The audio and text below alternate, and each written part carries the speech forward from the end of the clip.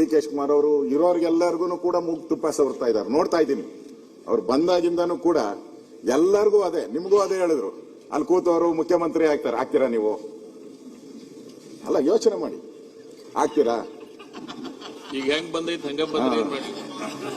ಅಶೋಕಣ್ಣ, ಜಗತ್ತಿಗೆ ಅಶೋಕಣ್ಣ, ಈಗ ನನ್ನ ಮುಖ್ಯಮಂತ್ರಿ ಆಯ್ತಾರೆ ಅಂತ ನೀವು ಹೇಳ್ತಿದ್ರಾ?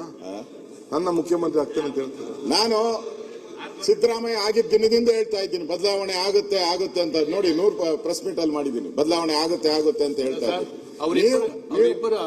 ಅವರಿಬ್ಬರ ಗಾಯಕ್ಕೆ ಒಳ್ಳೆ ಮುಲಾಮ್ ಸೌರ ಕೆಲಸನ ಇವತ್ತು ನೀವು ಮಾಡಿದಿರಿ.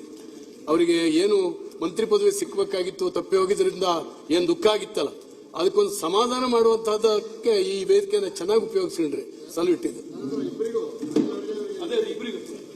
ಅದಕ್ಕೆ ನನಗೆ ಇವರು ಯಾರು ಹೇಳಿದ್ರು, ಜ್ಞಾನೇಂದ್ರನೇ ಹೇಳಿದ್ರು, ಡಿ ಕೆ ಶಿವಕುಮಾರ್ ಅವರು ಬದಲಾವಟವ್ರೆ ಅಂತ. ಅವ್ರೇನು ಬದಲಾಗಿಲ್ಲ.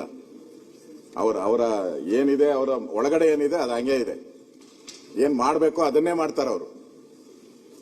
ಆದ್ರೆ ಎಲ್ಲರಿಗೂ ಈಗ ಕೊಡ್ತಾ ಇದಾರಲ್ಲ, ಮೂಗಿಗೆ ತುಪ್ಪ ಸವರ್ತಾ ಇದಾರಲ್ಲ, ಹಂಗೆ ಎಲ್ಲರಿಗೂ ತುಪ್ಪ ಸವರ್ಗಂಡು ಅವ್ರ ಕೆಲಸ ಏನಾಗಬೇಕೋ ಅದನ್ನ ಮಾಡ್ಕೊಂತಾರೆ ಅಷ್ಟೇ. ಲಾಸ್ಟ್ಗೆ ಅವ್ರಿಗೇನ್ ಕೆಲಸ ಆಗ್ಬೇಕೋ ಅದನ್ನ ಗ್ಯಾರಂಟಿ ಮಾಡ್ಕೊಂತಾರೆ ಅವರು. ಆ ಚಾಕ್ಯತೆ ಮುಖ್ಯಮಂತ್ರಿಗೆ ಇದೆ.